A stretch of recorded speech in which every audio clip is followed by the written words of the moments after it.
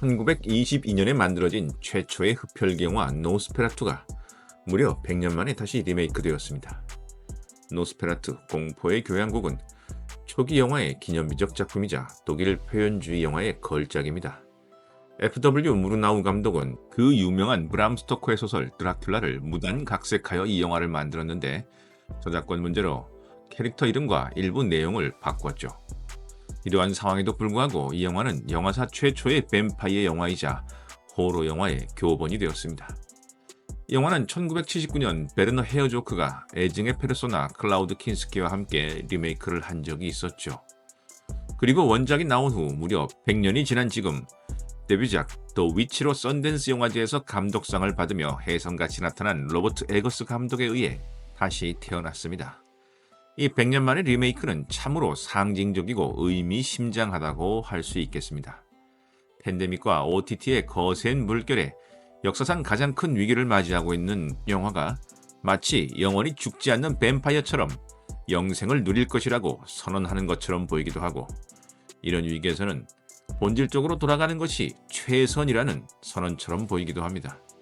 재밌는 점은 지난 100년간 점점 잘생겨지던 뱀파이어를 다시 원래의 섬뜩하고 흉측한 모습으로 되돌렸다는 것이죠. 위기에서는 본질로 돌아가라. 이것이 이 영화가 우리에게 말해주고 있는 것인지도 모릅니다. 영화사 100년 동안 정말 수많은 뱀파이어 영화가 만들어졌습니다. 아마 뱀파이어처럼 영화의 소재로 자주 등장하는 것은 없을 듯합니다. 최근에는 좀비가 바짝 추격하고 있지만 좀비는 뱀파이어의 우아함과 섹시함을 따라갈 수 없죠. 무르나우가 노스페라투를 만든 이래 뱀파이어를 정면으로 다룬 영화가 무려 500편이 넘는다고 합니다. 여기에 혼합 장르나 파생된 캐릭터까지 합치면 그 수는 훨씬 더 많아지겠죠. 그 중에는 톰 크루즈와 브래드 피트를 동시에 캐스팅한 전설의 꽃미남 뱀파이어 영화 1994년작 뱀파이어와의 인터뷰가 있고, 거장 프란시스 포드 코폴라가 브람 스토커의 원작을 바탕으로 만든 브람 스토커의 드라큘라도 있으며, 블레이드나 언더월드처럼 액션 영화로 변한 뱀파이어 영화도 있습니다. 늑대 인간과 뱀파이어 인간의 삼각관계라는 신박한 설정의 트와일라이트나 렘린처럼 로맨스물과 이종 교배된 뱀파이어 영화도 있으며, 1985년작 뱀파이어 헌터 D처럼 걸작 애니메이션으로 재탄생되기도 하였습니다. 우리 영화계에서는 시대를 앞선 코믹 히어로물 흡혈 형사 나도열과 박찬욱 감독님의 박쥐가 있죠. 그리고 심지어 영구와 흡혈 드라큘라라는 영화까지 나왔습니다. 파묘의 천만 감독 장재현 감독의 차기작이 뱀파이어 영화라는 소식도 들려오고 있습니다. 여기까지 쓰고 보니 나는 왜 빼냐며 항의하는 수십 수백 편의 뱀파이어 영화들이 머리에 떠오릅니다. 이렇게 뱀파이어 영화는 시간상 주요 작품을 소개하기도 버거운 상황이죠. 도대체 영화는 왜 이렇게 뱀파이어를 사랑하는 것일까요? 저는 영화는 보이지 않는 것을 보이게 만드는 예술이라고 정의합니다. 영화가 다루고 있는 것은 보이지 않는 세계, 즉 인간의 심연, 무의식의 세계죠. 욕망과 본능이 뒤엉킨 이 심연은 인간을 움직이는 진짜 원동력이지만, 우리는 이성이라는 상자 안에 이 본능의 욕구를 꼭꼭 숨겨둔 채 외면하려 합니다. 그러나 밤이 되면 관을 열고 나오는 뱀파이어처럼 영화의 세계 안에서 이 판도라의 상자가 활짝 열리고 우리의 적나라한 실체가 드러나게 되는 것이죠. 심리학자 프로이드는 이 세계의 본질을 에로스와 타나토스라고 이름 붙였습니다. 영화는처럼 인간의 무의식에 빛을 비추어 무의식을 드러내고 그 안에서 인간에 대한 진실을 찾아내고자 합니다. 특히 장르 영화에서 에로스와 타나토스는 언제나 그 무의식 깊이 도사리고 있습니다. 호러, 스릴러, 액션, 멜로뿐 아니라 로맨틱 코미디와 같은 장르에도 그 가벼운 톤 밑에는 어김없이 에로스와 타나토스가 자리잡고 있습니다. 에로스와 타나토스는 인간에 영향을 미치는 두 가지 상반된 추진력을 설명하기 위해 정신분석이론, 특히 지그문트 프로이드에 의해 소개된 개념이죠. 에로스와 타나토스는 삶과 죽음의 근본적인 힘을 상징합니다. 에로스는 삶을 향하는 본능이죠. 에로스는 창조적, 생산적, 성적 에너지입니다. 개인의 즐거움과 사랑, 그리고 궁극적으로는 생명의 잉태를 지향하죠. 인간이 생명체로서 생존할 수 있게 하는 에너지일 뿐 아니라 자신의 후손에게 그 생명을 물려주고자 하는 강렬한 본능적 에너지죠. 에로스는 즐거움에 대한 욕구와 고통을 회피하고자 하며 조화와 만족을 추구합니다. 이 에너지는 사랑과 친밀감, 예술적 창작, 개인적 성장을 통해 표현됩니다. 반면 타나토스는 죽음으로 향하는 충동입니다. 이 에너지는 파괴적이고 공격적이며 엔트로피, 즉 무질서를 향한 힘으로 결국 죽음에 대한 본능을 말하는 것입니다. 타나토스는 상대에 대한 적대감과 폭력뿐 아니라 자기 파괴적인 충동을 포함하고 있습니다. 창조적 질서의 에로스와 반대 개념으로 궁극적인 무질서인 엔트로피, 즉 무기물, 생명이 없는 상태, 무의 상태로 돌아가려는 강렬한 욕망을 말하는 것이죠. 프로이트는 인간 행동을 이 두 힘 사이의 상호작용의 결과로 보았습니다. 에로스는 생산과 생존을 추구하는 반면 타나토스는 파괴와 종말을 추구합니다. 언뜻 생각하면 에로스는 선이고 타나토스는 악처럼 느껴지기도 합니다만 조금만 생각해보면 그렇지 않다는 것을 알 수 있습니다. 전폭적인 파괴 없이 건강한 재탄생이 있을 수 없기 때문입니다. 체육관에서 근육을 만드는 과정을 한번 생각해 보세요.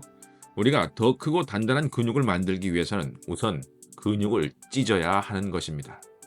결국 건강한 심리는 에로스와 타나토스의 균형으로 만들어지는 것입니다. 그리고 뱀파이어 영화야말로 이 에로스와 타나토스가 절묘하게 균형을 이루고 있는 영화입니다.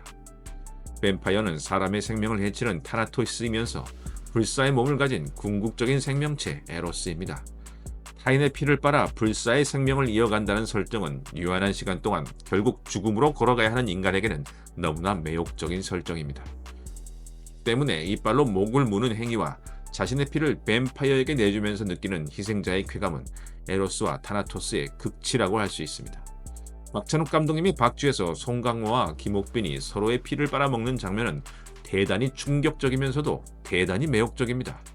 게다가 뱀파이어는 인간의 한계를 넘어서는 정신적 의지와 육체적 힘을 지니고 있기 때문에 두려운 존재이자 경외의 대상이죠. 하지만 뱀파이어의 영생은 축복이자 저주입니다. 이는 인간의 유한한 삶과 죽음, 늙음에 대한 깊은 통찰을 담고 있죠. 영화 속 뱀파이어는 열정과 유혹을 상징하며 금지된 관계와 채울 수 없는 욕망의 세계로 우리를 유혹합니다. 또한 뱀파이어는 어둠과 죽음에 대한 원초적 두려움을 활용하여 신비롭고 초자연적인 힘을 형상화해냅니다. 이처럼 뱀파이어는 종종 두려움과 매력이 섞인 캐릭터로 묘사되고 이러한 이중성은 캐릭터의 깊이와 이야기의 딜레마를 만들어내는 강력한 장치가 되죠. 뱀파이어 영화를 사회적으로 분석해서 접근해보자면 1922년작 노스페라투에서처럼 뱀파이어를 전염병에 대한 두려움과도 연결시킬 수 있습니다. 또한 언더월드나 트와일라이트처럼 뱀파이어를 인간을 지배하는 귀족으로 묘사하고 계급 간의 갈등으로 이야기를 풀어나가기도 합니다. 또한 뱀파이어는 인종, 성별 또는 정체성으로 인해 소외받는 계층, 어디에도 속하지 못한 존재를 상징하기도 합니다. 액션 영화 블레이드에서 웨슬리 스나이프스는 반은 인간, 반은 뱀파이어인 존재로 양쪽 세계 그 어디에서도 환영받지 못하죠. 이처럼 뱀파이어라는 존재는 두려우면서도 치명적인 매력을 지니고 있기 때문에 노스페라투처럼 흉측한 형상에서 점차 아름답고 매력적인 모습으로 변해갔습니다. 트와일라이트에서 뱀파이어들은 사람피 대신 사슴피를 마시고 낮에도 걸어다닐 뿐 아니라 피부가 다이아몬드처럼 반짝반짝 빛나기까지 합니다. 이와 같이 뱀파이어 영화는 우리의 가장 어두운 두려움과 욕망을 안전하게 탐험할 수 있는 공간을 마련해 줍니다. 우리는 이런 영화들을 통해 통제된 환경에서 우리의 에로스와 타나토스를 정면으로 마주할 수 있게 되는 것이죠. 두려움과 흥분이 묘하게 뒤섞인 뱀파이어 영화는 양극단의 감각 사이에서 강렬한 아드레날린을 만들어내기 때문에 중독성이 상당히 강한 것입니다. 뱀파이어 영화는 공포와 환상, 철학적 질문을 근원적인 감정과 심리적 수준에서 펼쳐 보이며 강렬한 공감을 얻어내죠. 뱀파이어의 이야기는 우리에게 언제까지나 신비롭고 매력적인 존재로 남아있을 것이며 앞으로도 계속 영화의 소재가 될 것입니다. 그리고 뱀파이어 영화는 영화가 위기에 처할 때마다 우리에게 영화의 본질이 무엇인가를 일깨워주는 중요한 역할을 할 것입니다.